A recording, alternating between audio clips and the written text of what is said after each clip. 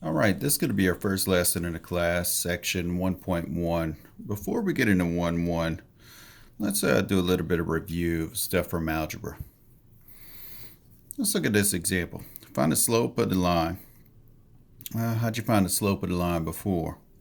In algebra, you said, okay, M was rise over run, change in y values over change in x values, change in output over change of input, just any one of those ways you want to think of it. All right, I'm going to look at it as change in output over change in input.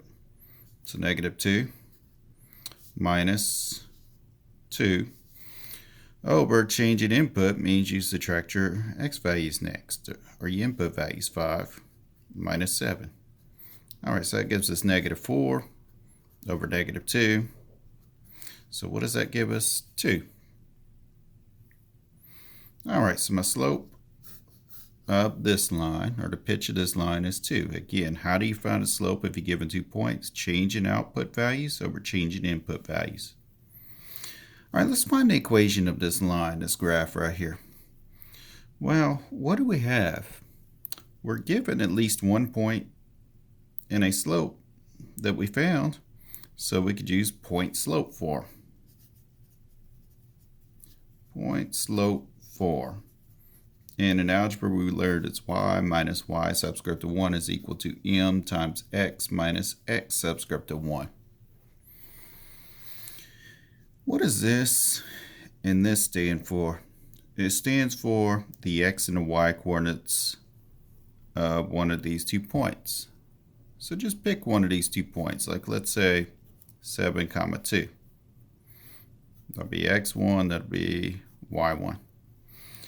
All right, so let's sub in here. Y minus 2 is equal to m, which we found to be 2, times x minus x1 is 7. Then we can clean this up, say y minus 2 is equal to 2x minus 14, and we could solve for y. Y is equal to 2x minus 12 will be the equation of this line here. All right, so that's algebra. Let's keep that in the back of our head. We're going to use it now in calculus. We're going to get on to section 1.1. All right, section 1.1 is called section 1.1, an intuitive approach. Now, all we're going to be doing is building some kind of intuition about limits, okay? So section 1.1 is limits and intuitive approach. Well, let's look first of all at tangent lines. That's a very common thing that we look at in Calc 1. If we have a circle, a tangent line to a point, say right here, it's a line that touches the circle at only that one point. Tangent line at this point would be a line that touches that circle at just that one point. But a lot of time we're not looking at circles. We're looking at some kind of curve, like a curve like this, say. Y is equal to f of x.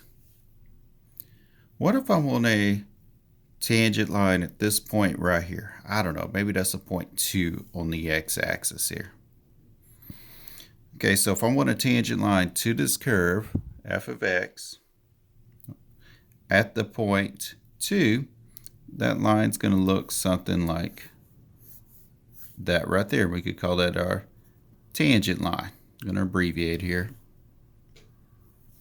So basically it's a line that touches that curve at that one point, just touches it there and goes off. Now it could touch the curve elsewhere, like if the curve would come around back here and so forth, but close to that point, you just want it touching at that point. Let's do another example. Let's suppose we have some kind of curve that does something like this maybe, okay? Call that f of x, that curve. All right, let's say I want the tangent line to this curve, the tangent line to this curve at, say, this x value is 7. So what am I looking for? I'm looking for right here at this point, the line that touches the curve at this point is tangent to that curve. So it touches it right there, just at one point. Now notice eventually it's going to intersect here, but that's fine. Just close to this point, it touches at one point. All right, so now we have a basis for understanding tangent line. Let's look at a secant line now. Okay, so this was tangent lines. Let's look at a secant line. Secant line, we're going to have something like this. Let's suppose we have a curve again. Y is equal to f of x. And let's say that I'm at 7 right here. And let's say that here is 5, okay? And let's say we have these 2 points on the curve at 5 and at 7. Secant line is going to be a line that touches the curve at those 2 points. Something like that. Now, why are we interested in secant lines? Well, we're really interested in tangent lines. But right now, what we know, what we did in that last example where we calculated the slope of the line, we had how many points? 2. So right here, only have 1 point. Like this might be 7, 2 or something, okay? Over here, this might be 2, 4. Notice 1 point.